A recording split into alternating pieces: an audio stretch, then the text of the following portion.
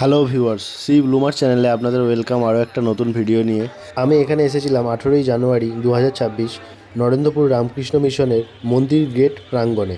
এখানে আয়োজন করা হয়েছিল গাছের প্রদর্শনী, বিশেষত ফল গাছ আর সবজি গাছের উপরই ছিল, আর ছিল সবজিরও প্রদর্শনী। এর সাথে ছিল এখানকার ছাত্রছাত্রীদের বানানো কিছু সায়েন্স প্রজেক্ট। তো চলুন ভিডিওটা দেরি না করে দেখে নেওয়া যাক। এই প্রদর্শনী মেলা এখানে অনেক বছর ধরে হয়ে আসছে, তবে আমি এখানে প্রথমবার আসলাম। এখানে ভিতরে ঢুকেই একটা আলাদা এক্সপিরিয়েন্স হয়েছিল সেদিন। অনেক বছর ধরে এই মেলার ব্যাপারে শুনে এসেছি, তবে কখনো আসা হয়নি। এই প্রথমবার এসে খুব ভালো লাগছে। এখানে যত সবজিগুলো দেখছেন, এখানে আমাদের মতোই বাগানিরা নিজেদের বাগানে এই সবজি গাছগুলো চাষ করে এই সবজিগুলো এক্সিবিশনে দিয়েছে। এই সবজিগুলোর গুণমানের ওপর বিচার করে পুরস্কারও বিতরণ করা হয়। সবজিগুলোর গায়ে যে ট্যাগগুলো লাগানো আছে, এই সবজিগুলো যারা দিয়েছে তাদের ডিটেলস এই ট্যাগগুলোর মধ্যে লেখা থাকে।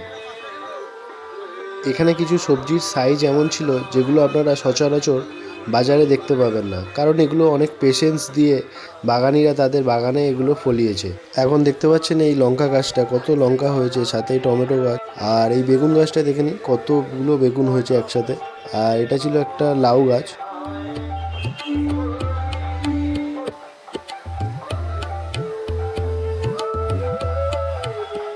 তারপর চলে গেলাম এর পাশের এক কাউন্টারে। এই কাউন্টারে ছিল অনেক উদ্ভিদবিদ্যার ব্যাপারে অনেক তথ্য, কিছু উপকরণ, কিছু উপকারিতা, এই সব নিয়ে এখানে অনেক কিছু লেখা ছিল, যেটা সহজ ভাষায় যে কেউ বুঝতে পারবে এরকম বিষয় নিয়ে এখানে টোটাল কাউন্টারটা সাজানো হয়েছে এভাবেই। তারপর এখানে দেখানো হয়েছে কিছু কীট পতঙ্গের উপকারিতা, যার ফলে উদ্ভিদ ও প্রাণী জগতের ভারসাম্য রক্ষার ব্যাপারে মানুষ সচেতন থাকে। এখানে পশ্চিমবঙ্গের ম্যাপে বোঝানো হয়েছে কোন জেলায় কী ধরনের শস্য উৎপাদন করা হয় সেই ব্যাপারে। তারপর এখানে দেখলাম বিভিন্ন তরল সার তৈরির পদ্ধতি। তারপর এখানে কিছু ছাদ বাগানের গাছ দেওয়া আছে। তারপর গ্রো ব্যাগে কিছু গাছ গ্রো করাচ্ছে, সেই নিয়ে কিছু ডেমনস্ট্রেশন দেওয়া আছে। তারপর আমরা চলে গেছিলাম ভেতরের কিছু কাউন্টারে। এখানে ছিল এখানকার ছাত্রছাত্রীদের কিছু প্রজেক্টের নমুনা। প্রথমে যে কাউন্টারটার দিকে গিয়েছিলাম, সেখানে গিয়ে দেখি কলা গাছের মাইক্রো প্রোপাগেশনের মাধ্যমে কলা গাছের যে উৎপাদনের পদ্ধতি, সেটাই এনাদের থেকে ডিটেলসে জেনে নেওয়া যাক। এটা প্ল্যান্টিসোকালচার পদ্ধতি, যার থ্রুতে আমরা একটা গাছ থেকে আমরা হাজার হাজার প্ল্যান্ট তৈরি করতে পারি। এটা যে একটা অ্যাসেপ্টিক কন্ডিশনে হয়, এটা বলা হচ্ছে ইনভিট্রো কালচার। যেটা হচ্ছে এই বোতলের মধ্যে প্রথমে একটা গাছের শাকার নিই, ব্যানানা গাছের ক্ষেত্রে ব্যানানা শাকারটা নিলাম। এবার এই শাকারটাকে আমরা ভালো করে সারফেস স্টেরিলাইজেশন করে এই মিডিয়াতে বসালাম। এই মিডিয়াতে যে একটা গাছের বেড়ে ওঠার জন্য যত নিউট্রিয়েন্টের প্রয়োজন হয়, এটাতে হচ্ছে সব কিছু আছে। কার্বন, হাইড্রোজেন, অক্সিজেন থেকে যা যা লাগবে, নাইট্রোজেন, ফসফরাস, সব হচ্ছে এর মধ্যে দেওয়া আছে। এবার সেখান থেকে 1 মাস পর আমরা হচ্ছে এরকম একটা প্ল্যান্ট পাবো, যেটা হচ্ছে এইভাবে হচ্ছে গ্রো করবে। এবার এইটাকে আমরা আবার কাটিং করে আবার তার 15-20 দিন পর আবার এইভাবে বসাবো। এরকম বসাতে বসাতে প্রথম 7টা হচ্ছে সাইকেল যাবে।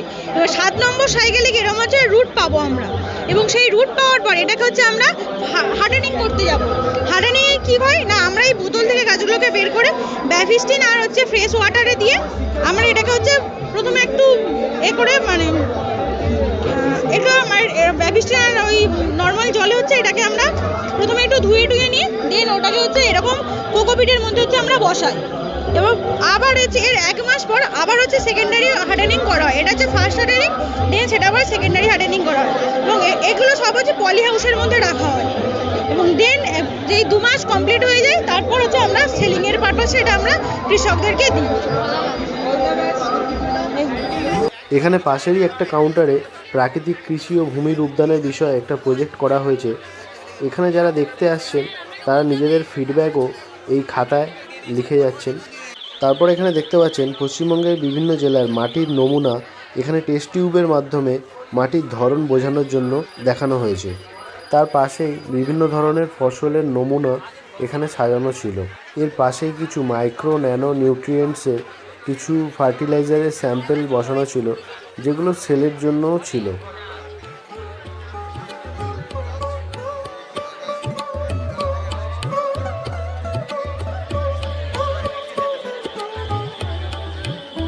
তারপর এখানে দেখতে পাচ্ছেন কন্টেনারের মধ্যে প্রায় 12 থেকে 13 ধরনের ধানের নমুনা রাখা ছিল, আর এইগুলোর নামগুলোও কন্টেনারের গায়ে লেখা ছিল। তারপর চলে গেছিলাম আরেকটা কাউন্টারে, সেখানে গিয়ে জেনে নেওয়া যাক ওনারা কী বানিয়েছেন। আমরা এখানে ওয়েস্ট বেঙ্গলের ম্যাপ বানিয়েছি, যেখানে দেখানো হয়েছে ডিস্ট্রিক্ট ওয়াইজ যে কোন কোন প্রোডাক্টগুলো জিআই ট্যাগ পেয়েছে, সেগুলো এখানে লিস্ট আউট করা আছে। যেরকম কি নলেন গুড়ের সন্দেশ কলকাতার, আর বিষ্ণুপুরের মতিচুর লাড্ডু, বারুইপুরের পেয়ারা, এগুলো রিসেন্টলি 2025-এ জিআই ট্যাগ পেয়েছেন। এখানে প্রত্যেকটা কাউন্টারে স্টুডেন্টরা যেভাবে তাদের কনসেপ্ট তুলে ধরেছেন তা সত্যিই খুব আকর্ষণীয়। এখানে আমাদের সুন্দরবন থেকে আনা হয়েছে দুধেশ্বর চাল, যেটা সাউথ চব্বিশ পরগনার একটা ল্যান্ড রেস। এটা একদম খাঁটি দুধেশ্বর আছে এবং এখানে সুন্দরবনের জঙ্গলের ভেতরের মধু আছে। এই মধুতে কোনো রকম কোনো চিনি মেশানো নেই, একদম পিওর হানি, কোনো অ্যাডাল্টেশন নেই, জল কিচ্ছু মেশানো নেই।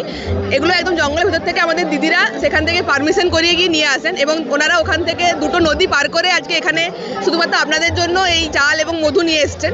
এটা একটা সুন্দরবনের সাথে আমাদের কলেজের একটা এফপিসি আছে, সেখানের কি প্রোডাক্ট।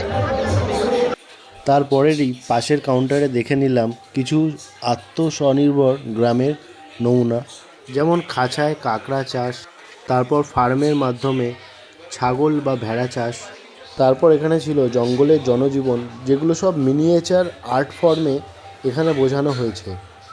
জঙ্গল থেকে একটা আদর্শ গ্রাম কী কী উপকরণ পায় সেই সব এখানে তুলে ধরা হয়েছে।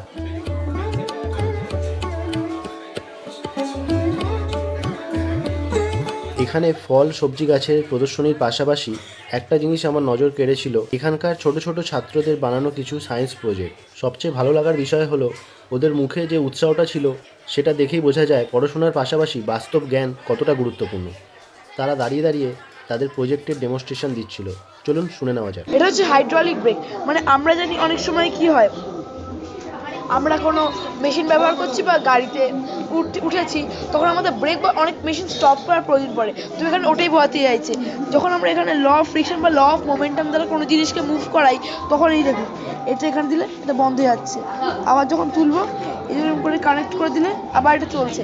মানে এটাই বোঝাতে চাইছে আমাদের জীবনে যে ফিক্স একটা ল অফ মোমেন্টাম বা ল অফ যে আমাদের যে ফ্রিকশনটা আছে, সেখানে কি হয়, সেখানে ল অফ মোমেন্টাম বা ল অফ ফ্রিকশনের দ্বারা যখন দুটো মুভমেন্ট বডি কন্ট্যাক্টে আসে, তখন ঘর্ষণের পরে দুটোই বন্ধ হয়ে যায়। এখানে এটাই বোঝাতে চাইছে যে আমরা এই মডেলটাকে বানিয়ে কীভাবে আমরা এই যে মোমেন্টামের বা ফ্রিকশনের যে ল, সেটাকে আমরা কীভাবে দৈনন্দিন জীবনে ব্যবহার করব। এটা আমাদের প্রজেক্ট হাইড্রোলিক রোবোটিক আর্ম। এটা পাস্কেলের লয়ের উপরে কাজ করে। পাস্কেল বলে যে আমরা যখন লিকুইডের Pascal law says that pressure applied to a confined liquid is transmitted equally in all directions. আমরা এখানে আমরা ওয়াটার ইউজ করেছি, এখানে আমরা ইলেকট্রিসিটি ইউজ করতে পারি, কিন্তু ইলেকট্রিসিটি ইউজ করলে বেশি এক্সপেন্সিভ হয়, তাই জন্য আমরা এখানে ওয়াটার ইউজ করেছি, যার ফলে লেস এক্সপেন্সিভ হয়েছে। এবং এবং এই প্রজেক্টটার একটা লিমিটেশন আছে, যেরকম যে এটা হচ্ছে ম্যানুয়ালি এটা অপারেটেড ডিভাইস, এটা আমরা হাত দিয়ে আমরা কন্ট্রোল করছি। এবং এখানে আমাদের এখানে আমরা হেভি জিনিস তুলতে পারবে না, কারণ কি এটা মডেল তৈরি করা হয়েছে। কিন্তু যখন আমরা রিয়েল লাইফে তৈরি করবো হেভি মেশিনস দিয়ে, ক্রেনস দিয়ে, এক্সকাভেটার্স দিয়ে, তখন এটা পসিবল হবে হেভি জিনিস তোলার জন্য। সাধারণত আমরা এরকম জিনিস জেসিবি, ক্রেন, প্লেন, লিফট এরকম বিভিন্ন জায়গায় দেখতে পাই। Thank you. এরপর আমরা প্রদর্শনীর চত্বরটা ভালো করে ঘুরে দেখার পর বাইরের দিকে মেলার কিছু অংশ দেখতে বেরিয়েছিলাম। গাছপালা ও সায়েন্সের প্রজেক্টের প্রদর্শনী ছাড়াও এখানে নর্মাল মেলাতে যেরকম স্টল বসে সেরকম স্টল ছিল। তারপর আমাদের দেওয়া হয়েছিল এই লিফলেটটা, যার মধ্যে এই মেলা বা প্রদর্শনীর বিষয়বস্তু আর কবে থেকে শুরু হয়েছে আর কতদিন অবধি চলবে সেগুলি লেখা ছিল। এই প্রদর্শনী মেলা শুরু হয়েছিল 17ই জানুয়ারি থেকে, আমি গিয়েছিলাম 18ই জানুয়ারি, কিন্তু এই ভিডিওটা পোস্ট করা হয়েছে অনেক দেরিতে। ব্যস্ততার কারণে আমি এটা পোস্ট করতে একটু দেরি করেছি, তাই আর ভিডিওটা বড় না করে এখানেই শেষ করব। এই ভিডিওটা যদি আপনাদের ভালো লেগে থাকে তো অবশ্যই ভিডিওটা লাইক দিয়ে দেবেন, আর চ্যানেলের ভিডিওগুলো যদি ভালো লেগে থাকে তো অবশ্যই চ্যানেলটাকে সাবস্ক্রাইব করে নেবেন।